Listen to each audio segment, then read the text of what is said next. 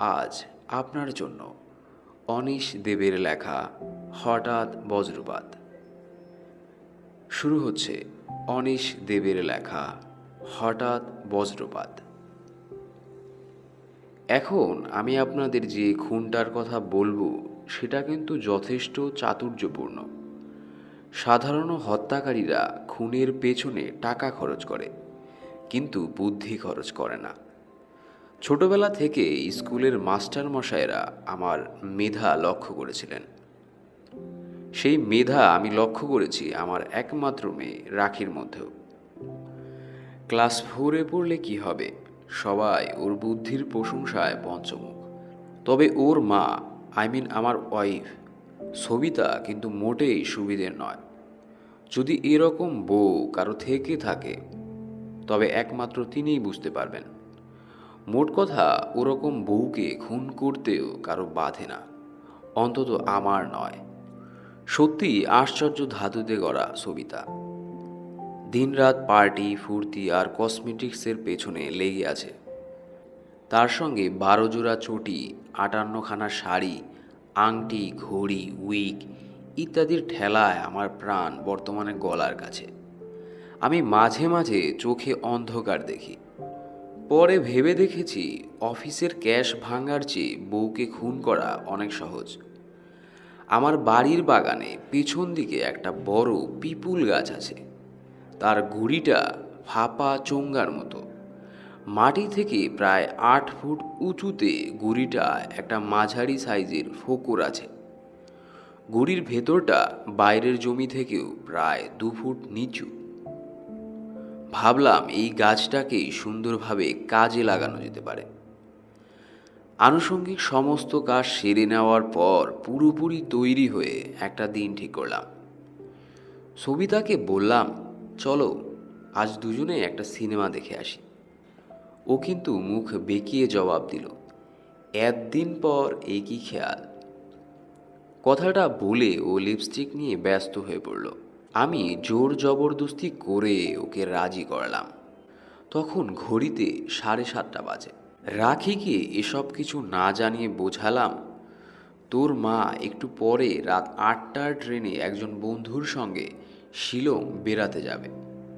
আমি পৌঁছে দিয়ে আসতে যাচ্ছি। তুই ভেতরের ঘরে খিল দিয়ে সাবধানে থাকিস।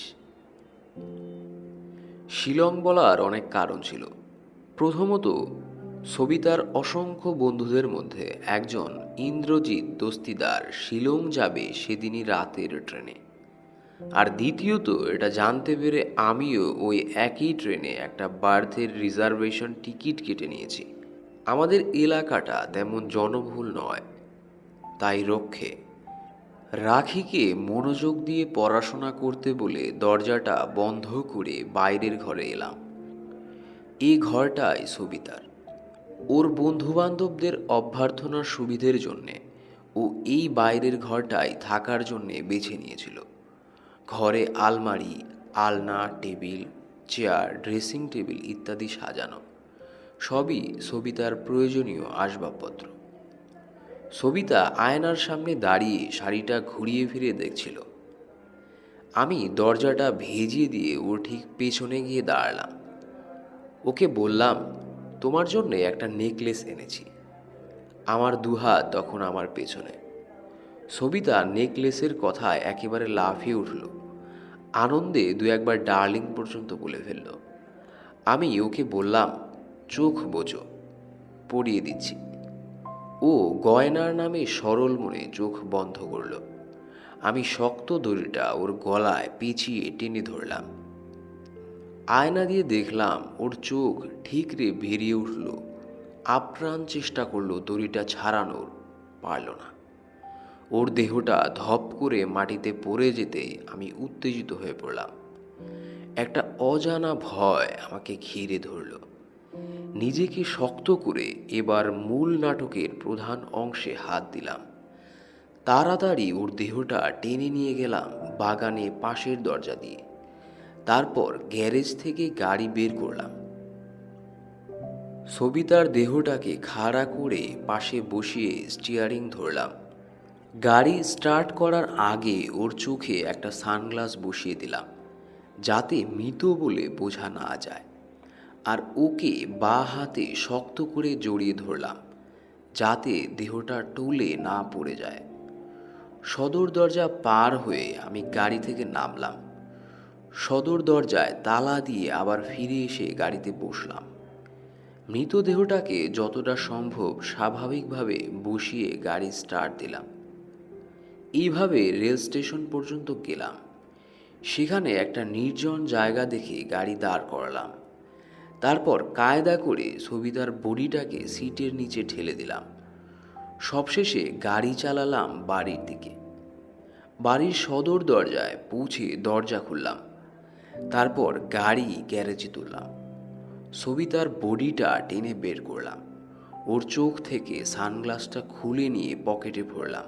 তারপর ওর মৃতদেহটা গ্যারেজ থেকে পিপুল গাছ পর্যন্ত টেনে নিয়ে গিয়ে অতি কষ্টে ফোকর দিয়ে ফাঁপা গুড়ির মধ্যে ঢুকিয়ে দিলাম।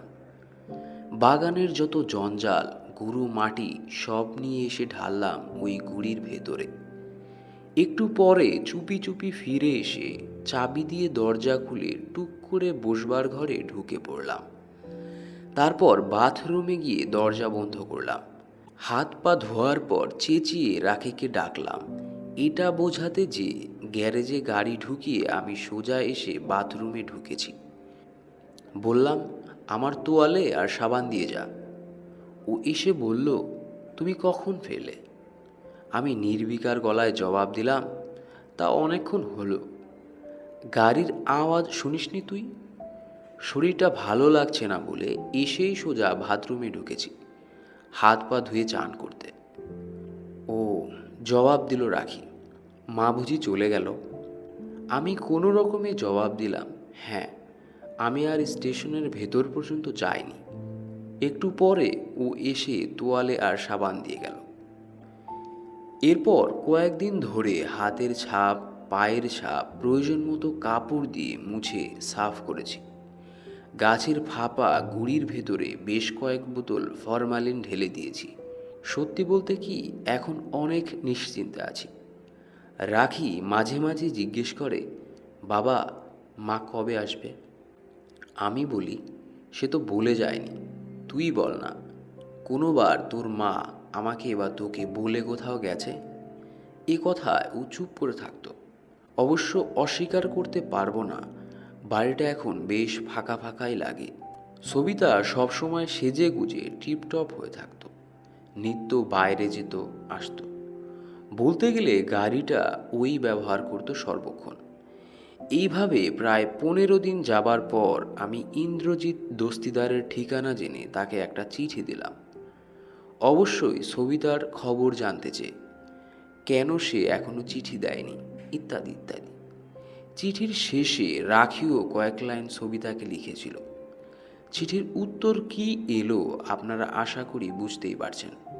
ইন্দ্রজিৎ লিখল যে সে আমার চিঠি পেয়ে খুব অবাক হয়েছে। সবিতা তার সঙ্গে মোটেই যায়নি। সবিতা কোথায় তাও সে জানে না। চিঠি পেয়ে অবাক হওয়ার ভান করলাম।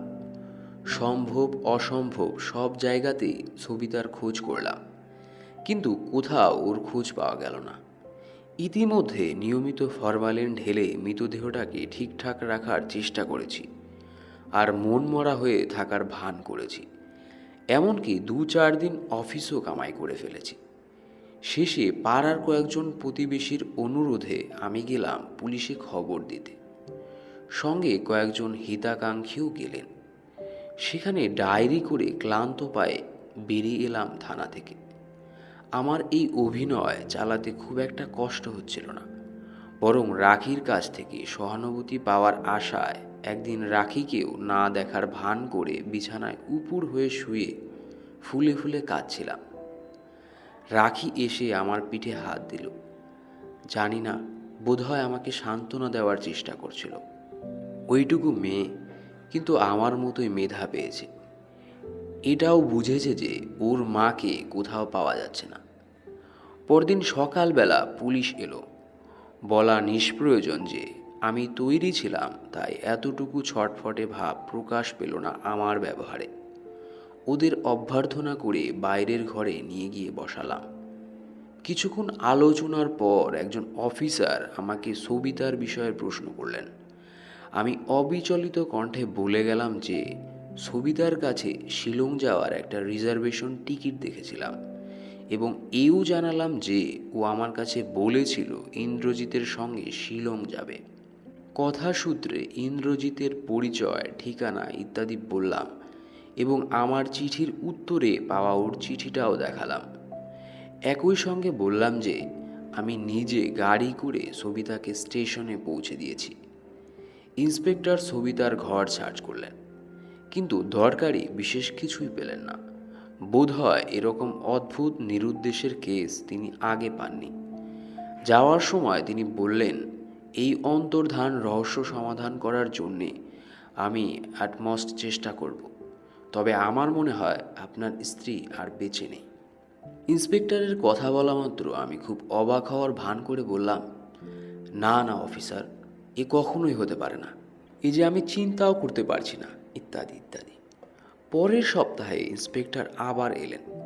তিনি বললেন, আপনার ইনফরমেশনের উপরে বেস করে আমি খোঁজ করেছি মিস্টার বর্মন, কিন্তু সমস্ত জায়গায় এনকোয়ারি করেও আপনার মিসেসের খোঁজ আমরা পাইনি। এটা আমাদের পক্ষে সত্যিই খুব লজ্জার কথা। তবে একটা বিষয়ে আমার একটু সন্দেহ জেগেছে। আশা করি আপনি সে বিষয়টার এক্সপ্লেনেশন দিতে পারবেন। আমার ভুরু কুঁচকে উঠল। একটু চিন্তিত হলাম। বললাম, কি ব্যাপার? মিস্টার বর্মন, একটি লোক আমাদের বলেছে যে সে যখন আপনাকে আর আপনার স্ত্রীকে গাড়ি করে স্টেশনের দিকে যেতে দেখে, তখন সে লক্ষ্য করে যে আপনার ওয়াইফের চোখে একটা কালো চশমা ছিল। আমি বললাম, হ্যাঁ, ঠিকই দেখেছে লোকটি। সবিতা চায়নি যে ওর বাইরে যাওয়ার খবর আর কেউ জানুক। বোঝেনি তো, বিবাহিতা হয়ে অন্য একজন পুরুষের সঙ্গে বেড়াতে যাওয়া। আপনি বাধা দেননি? আমি চোয়াল শক্ত করে বললাম, না, বাধা দিইনি, কারণ দিয়ে কোনো লাভ হতো না। ইন্সপেক্টর এবার রাখিকে নিয়ে পড়লেন, কিন্তু রাখি আমার ধারণা মতোই সুন্দরভাবে সব জবাব দিয়ে গেল। ইন্সপেক্টর কোনো হদিস করতে না পেরে চলে গেলেন। সব কিছু আমার প্ল্যান মতো ঘটতে লাগলো। আমার ইচ্ছে আছে তদন্তের ঝামেলা মিটে গেলে মৃতদেহটার একটা বন্দোবস্ত করব। একদিন এইসব সাত পাঁচ ভাবছি, এমন সময় ইন্সপেক্টর এলেন দলবল নিয়ে। আমি তাদের নিয়ে সবিতার ঘরে গেলাম। ইন্সপেক্টর আজ সবিতা সম্পর্কে অনেক কথা জিজ্ঞেস করলেন বারবার। আমিও সাধ্যমতো জবাব দিয়ে গেলাম। রাখিকেও এ কথা সে কথা জিজ্ঞেস করলেন। তারপর আমার দিকে ফিরে বললেন, মিস্টার বর্মন, এ কেস সলভ করা আমার সাধ্যের বাইরে। হয়তো আপনার ওয়াইফ কোথাও নিজের ইচ্ছে লুকিয়ে আছেন, কিন্তু তার যে ভালো মন্দ কিছু হয়েছে তারও কোনো সূত্র আমাদের হাতে নেই। তবে ভগবান করুন তার জন্য কোনো অমঙ্গল না হয়। আপনার কথা ভেবে আমার সত্যিই খারাপ লাগছে। বলতে বলতে উঠে দাঁড়ালেন ইন্সপেক্টর। রাখি আলনার কাছে বসে কি যেন করছিল। হঠাৎই উঠে দৌড়ে এলো আমার কাছে। ওর ওই ছোট্ট গলায় তীক্ষ্ণ স্বরে চেঁচিয়ে উঠল, বাবা, মা যদি শিলং গিয়ে থাকবে তবে মায়ের 12 জোড়া চটি আলনায় পড়ে আছে কেন? মা কি কোনোদিন খালি পায়ে বাড়ির বাইরে গেছে? সমস্ত পৃথিবী আমার সামনে দুলে উঠল। পায়ের নিচে মাটি নড়ে উঠল। টুলে পড়ে যাওয়ার আগে শুধু দেখলাম ইন্সপেক্টর চলে যেতে গিয়েও থমকে দাঁড়িয়ে পড়েছেন। শুনলেন অনিশ দেবের লেখা হঠাৎ বজ্রপাত। পরবর্তী গল্প শোনার আমন্ত্রণ জানিয়ে আজকে এখানেই শেষ করছি। সবাই ভালো থাকবেন, সুস্থ থাকবেন।